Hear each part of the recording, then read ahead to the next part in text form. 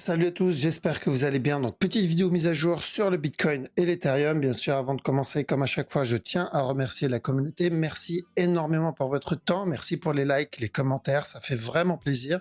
N'hésitez pas à me suivre sur Twitter. Vous avez le lien dans la description.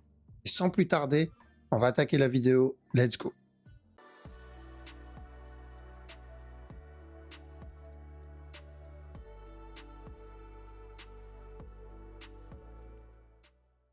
Alors, on commence avec l'analyse du BTC. Juste avant, on m'a fait la remarque comme quoi j'analyse, que je devais arrêter d'analyser les dinosaures. Mais les dinosaures, c'est là où il y a les meilleures structures. C'est là où il y a les structures les plus intéressantes. Pourquoi? Parce que j'ai suffisamment de data. Parce que des fois, on me propose d'analyser des structures où j'ai juste une bougie, où j'ai que deux bougies sur le long terme.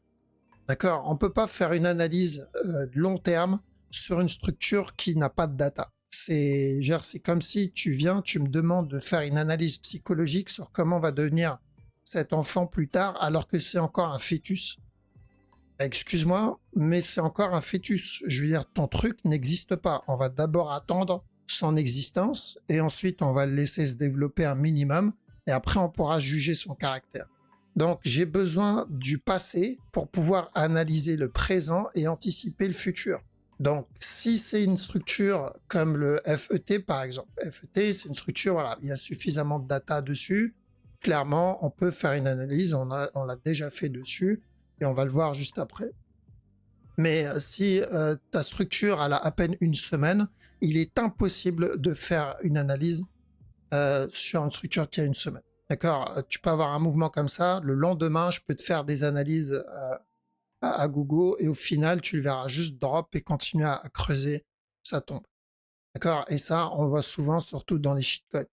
Donc voilà pourquoi je m'attarde sur ça, parce qu'on fait beaucoup de trading. Il y en a pas mal qui font du trading et moi, je fais aussi du trading. Et pour pouvoir faire du trading, voilà, j'ai besoin de data. Et certes, je suis d'accord avec vous par contre sur le long terme, la majorité des cryptos comme ça, la structure est dégueulasse. Hein. Si je pars sur le DOT par exemple, bon, c'est horrible. Il y a de la data certes, mais c'est pas terrible sur le long terme. Ça ne veut pas dire qu'on peut pas manger dessus. On a très bien mangé sur le DOT. Rappelez-vous, hein, on a mangé ça et on a mangé tout ça. L'autre structure qui est dégueulasse, c'est le VET. VET sur le long terme, idem, c'est horrible, il va falloir patienter. Et pourtant, on a très bien mangé, on avait mangé ça, et on a mangé tout ça sur le VET. D'accord? VET a très bien payé pendant ce push qu'on a pu prendre tout en bas. Donc on peut manger. On peut manger dessus tant que notre objectif est raisonnable. Et c'est vrai que en général, les gens perdent patience parce qu'ils oublient ça. Ils oublient qu'on a mangé là-dedans. Et ils se rappellent plus de cette phase-là, vu que c'est la phase qui dure le plus longtemps et en général, ça les saoule rapidement. Donc, on oublie les moments où on s'est gavé et on se concentre trop sur les moments où ça corrige. L'arbre qui tombe fait plus de bruit que la forêt qui pousse. Donc, forcément, le rouge nous marque plus que les moments où on a eu pas mal de vert. Donc, en trade, j'analyse les vieux dinosaures parce qu'il y a plus de data. Maintenant, si vous avez d'autres structures où il y a suffisamment de data et où c'est plus intéressant, c'est plus propre, moi, ça m'intéresse. J'ai envie de dire, je trade aussi, donc ça m'intéresse. J'ai pas le temps de suivre toutes les cryptos. Hein, il y en a des centaines, voire peut-être des milliers. Donc évidemment, j'ai pas le temps de les suivre tous. Donc si vous, de votre côté, vous pensez avoir une structure avec suffisamment de data et une belle structure derrière, n'hésitez pas à me proposer ça. Par exemple, FET ici, qu'on m'a proposé d'analyser, qu'on a déjà analysé, il y a suffisamment de data, la structure elle est pas dégueulasse, elle est plutôt propre, qu'on va voir d'ailleurs tout à l'heure si ça vous intéresse. Donc voilà pourquoi j'analyse pas les structures trop récentes. Si ça a 2 semaines, un mois c'est une bougie monthly, hein, juste pour vous donner une idée. Ok, voilà, c'est une petite parenthèse, enfin une grosse parenthèse. Donc continue avec le Bitcoin, toujours la même direction. L'objectif c'est de revenir péter le top, d'accord? Cette analyse que je fais, ça fait des semaines, des mois que je fais cette même analyse, d'accord? Ça fait des mois, je dis quoi? On est en train de corriger et on cherche de l'achat. Donc vous imaginez, une seule analyse aurait suffi quasiment en un an sur cette structure. Et c'est ça l'inconvénient sur l'analyse long terme. Donc c'est pour ça que je fais plus du court terme, parce que le long terme, il suffit d'une seule analyse par an, voire 2 analyses par an, et ça sera suffisant. Donc, même direction sur le Bitcoin, c'est toujours de l'achat, revenir péter le top. Même s'il décide de revenir péter ce bas, ça sera quand même haussier parce qu'on est dans une structure corrective, donc une structure haussière. Donc, ça sera une autre opportunité s'il nous donne ça comme... Donc, toujours aussi. Maintenant, sur la structure 1 heure, on cherche le running. D'accord? Donc, j'attends des buy setup sur ce move. Donc, on a eu ce A, on a eu le B, et une fois le B validé, on a dit attention à chaque no plus, on cherche de la vente, et ensuite le buy. Donc là, on est dans ça. Il est là-dedans. Donc, dans cette zone, tant qu'on reste dans cette zone, je vais tenter les buy setup. Alors là, il a donné un sell. On l'avait vu, il me semble, hier en privé avec la communauté. Et donc, il a validé ce drop. Maintenant, je cherche et j'attends des buys. Donc, s'il me donne des buy setup, je tente pour valider ce running. Qu'est-ce qui pourrait invalider ce running? Parce que c'est bien marrant, mais ça peut s'invalider. Et on doit être prêt si ça arrive. Ce qui pourrait l'invalider, c'est simple. C'est où il monte et il corrige. Donc, il monte, mais ça sera très correctif. À ce moment-là, je me dis, OK, je vais commencer à me préparer pour une plus grosse structure. Ou sinon, il vient, il explose et il casse le bas. D'accord? S'il vient casser le bas directement, par exemple, s'il y a une news et qu'il donne la cassure du bas, pareil, on invalide le running et on part pour quelque chose de plus grand. Pour le moment, c'est pas ce qu'on cherche, mais on doit garder ça en tête. On doit être conscient de ce qui peut arriver pour pouvoir manager le trade. En termes de news, j'ai pas l'impression qu'il y a de grosses news qui arrivent dans les prochains jours. D'accord? Aujourd'hui, il n'y a rien sur l'USD, en tout cas d'important. Il y a FOMC à 18h, mais ça n'a pas l'air d'être une news très importante. Ensuite, on a peut-être à 15h45 demain, il annonce 2 news importantes, mais je pense pas que ça va être les genres de news qui vont impacter la structure sur du 1 heure ou du 4 heures. Donc attention quand même à ceux qui tradent peut-être 15 minutes ou 1 minute. Et je crois que c'est tout. Après, on a le 29 à 15 heures. Pareil, je pense pas que ça va être ça aura un gros impact sur la grosse structure, peut-être la petite, donc ça impactera les traders petit time frame. Donc voilà. Donc on va voir, on va quand même rester vigilant au cas où, mais je m'attends pas à une grosse impulsion. Mais gardez ça en tête. Les deux scénarios qui pourraient invalider le running, c'est la correction ou revenir péter ce bas. Nous, on cherche quand même de l'achat et on surveillera ces deux options-là. Donc l'objectif, c'est de revenir péter ce top. Pas de changement sur le BTC. Encore de l'achat. ETH, c'est le même principe, sauf que lui, par contre, il s'est bien rapproché du bas. Je m'attendais à ce qu'il se retourne plus dans cette zone. Le running aurait été parfait dans cette zone pour nous donner le buy. Donc c'est ce qu'on voulait. On voulait de la vente et ensuite de l'achat. La vente, on l'a eu, mais on a eu plus que prévu. Et on n'est plus très loin du bas. Donc quand c'est des mouvements aussi agressifs et aussi grands comme ça, souvent c'est que ça prépare quelque chose donc une nouvelle structure. D'accord, un C plus grand ou une plus grosse correction. Mais tant que ce bas n'est pas cassé, je continuerai quand même à chercher mon running flat. Donc le A, le B et ça comme C. Car c'est dégueulasse, je préfère surveiller plus le Bitcoin pour le moment, mais je vais quand même tenter les buy setup s'il me donne des buy setup. Donc pareil que Bitcoin, si je le vois corriger ou venir péter ce bas, on invalide le running. C'est qu'on est en train de préparer quelque chose de plus grand. Car, par exemple, un running ici, d'accord, avant le push, ou une structure corrective plus grande, plus petite, pardon, mais pour un régular, et ensuite un push, un des deux. Quoi qu'il arrive, il prépare autre chose. Pour le moment, c'est pas le cas parce qu'on n'a pas pété le bas, donc on continue à suivre les plans. On a BNB. BNB, il a cassé ce bas-là, et il reste la possibilité de ce running. Donc ce A et ce C. D'accord? Donc tant que je reste dans cette zone, je fais attention à ça comme running flat pour un push. Et ça doit se faire dans cette zone.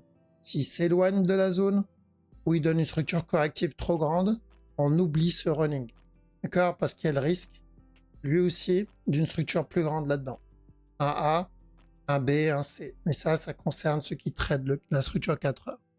Donc pour ceux qui tradent la structure 15 minutes, 1 heure, comme pour BTC ETH, ça doit se faire là, dans la zone dans laquelle on se trouve. D'accord? S'ils descendent plus, c'est qu'ils préparent autre chose. Donc on devrait pas tarder à avoir la réponse. On a ensuite le dot. Dot, c'est la même chose. Donc on n'a pas pété ce bas, on fait attention à un potentiel running pour revenir péter le top. S'il vient casser ce bas, on viendra péter ce bas aussi. D'accord? Mais pour le moment, on n'est pas très loin du bas. Donc s'il y a des buy setup, why not? Je toucherai pas au dot pour ma part. Pourquoi? Parce que je sais que sur la grosse time frame, c'est aussi assez baissier. Ça, pour moi, c'est un B, A, B. Et j'attends ce qui vienne péter ce bas-là. Donc, je préfère le laisser finir cette structure avant de commencer à chercher autre chose. Ensuite, on a le Litecoin. Donc, le Litecoin, si vous remarquez, j'ai monté la ligne. Elle était là, je la mets là. Maintenant, ça va être notre nouvelle base. Et pourquoi? Parce qu'on peut avoir un petit push et ensuite encore un autre up pour valider un running flat. Mais ce serait bien qu'il traîne encore un peu et qu'il drop encore un peu pour ce running. Si je le vois se retourner avant, c'est qu'on est simplement en train de corriger l'impulsion qu'on a eue précédemment pour le up. D'accord? On a le sol. Sol, ça va être le long terme. Donc, j'ai l'impression qu'elle est motivée pour valider le gros régular. Donc, notre objectif depuis la cassure de ce bas, depuis ici, c'était le buy pour revenir tester les 210 $. Ça se passe plutôt bien. Et on a cherché de l'achat, nous, par rapport à ce régular, ici aussi. D'accord? On avait dit objectif, c'était qu'ils reviennent tester ce top-là. Avec un peu de chance, ce top-là. Mais on devait faire attention au régular au cas où. Donc, pas de changement. C'est exactement la même analyse. C'est où il vient péter le top directement, il nous valide la structure daily. Sinon, il nous valide un regular flat d'abord. Donc, il donne encore un drop avant de valider la structure daily. Donc, long terme, voilà, chaque nœud plus bas, vous profitez du bas pour racheter. Maintenant, sur la petite time frame, c'est plutôt haussier. Il n'y a pas vraiment de raison de vendre sur sur le long terme. D'accord? J'ai un A ici. Là, il est en train de faire mon B et j'attends un C. Comme là, j'ai un A, il a fait le B, j'attends le C. Ici, on cherchait de l'achat. Donc ici, on cherchera de l'achat. Alors, c'est plutôt haussier. Une fois le C validé, on peut tenter les bails sur le sol. On a le VET. Le VET, il y a le risque aussi d'un petit running, mais je le tenterai pas. D'accord, je vais pas le tenter. Pourquoi? Parce que la structure 4 heures, pour moi, c'est plutôt baissier. On a un regular flat ici qui m'annonce de la vente pour revenir péter le bas.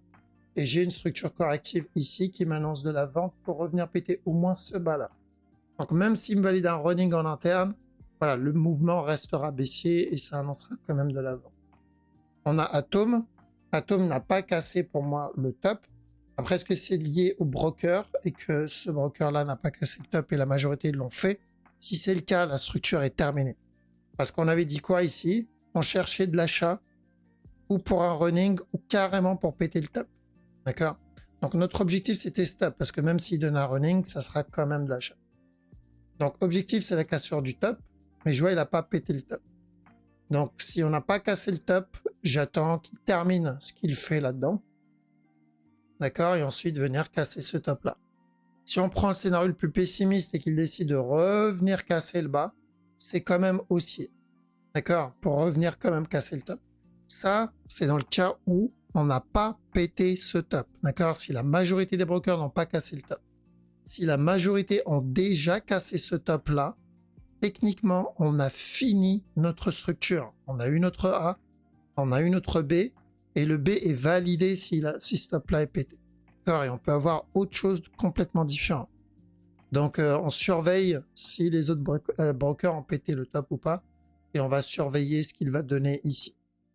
Mais pour le moment, ouais, pas de changement. On va finir avec FET. Donc, FET, ça va être plus l'interne qui va nous intéresser. On a déjà vu la grosse time frame plusieurs fois, où on attendait d'ailleurs de l'achat dans cette zone qu'on a obtenue. Et donc, ce que j'attends, c'est très simple. On a eu l'impulsion, on a eu une correction ici. Donc là, c'était une bonne zone pour de l'achat. Ensuite, on a une autre correction là-dedans. Ça, c'était une bonne zone pour de l'achat. On a eu une petite correction ici en interne, bonne zone pour de l'achat. Donc maintenant, tout ça, c'est mon impulsion. J'attends quoi? Très simple, j'attends une correction. Une fois la correction terminée, donc il revient dans cette zone, on va chercher de l'achat. D'accord? Très simple. Si il suit la structure, donc il nous donne une structure propre, j'espère, mais bon, on voit ça plus au Forex que la crypto. J'aimerais le voir me donner de l'achat ici, sans casser ce bas, ça serait nickel. Et ensuite le drop. et ensuite le buy. Donc si j'étais au Forex, je traderais le move comme ça. Mais c'est pas le Forex. Le Forex, c'est souvent plus propre que la crypto. Donc je reste vigilant. Si drop directement, j'irai quand même pour de l'achat, mais pour un running. D'accord? Donc, pour ceux qui veulent retenir juste une seule chose, parce qu'ils ne veulent pas se prendre la tête avec l'interne, là, ce que je vous montre, ça concerne uniquement ceux qui tradent la petite time frame. Si vous ne tradez pas la petite time frame, ce qu'il faut retenir, c'est simple. On attend la fin de cette correction, d'accord? Et ensuite, dans cette zone, si on le voit venir dans cette zone, on va commencer à chercher des buys pour revenir péter le top. Donc, on va répéter la même chose que là, la même chose que là, et la même chose que là. C'est une structure de continuation. Ok? Voilà, donc ça c'était pour le FET. Donc n'hésitez pas, si vous pensez avoir une structure qui n'a pas plus de, enfin qui a plus que deux bougies, en quelque chose, plus il y a de data, mieux c'est, et que vous pensez que la structure est propre, c'est intéressant sur le long terme, mais aussi sur le court terme, pardon. N'hésitez pas à me proposer et je jetterai un œil. En tout cas, merci les amis pour votre temps, ça fait vraiment plaisir. Merci d'avoir regardé la vidéo jusqu'au bout. Passez une très bonne journée ou une très bonne soirée. Je vous dis à la prochaine.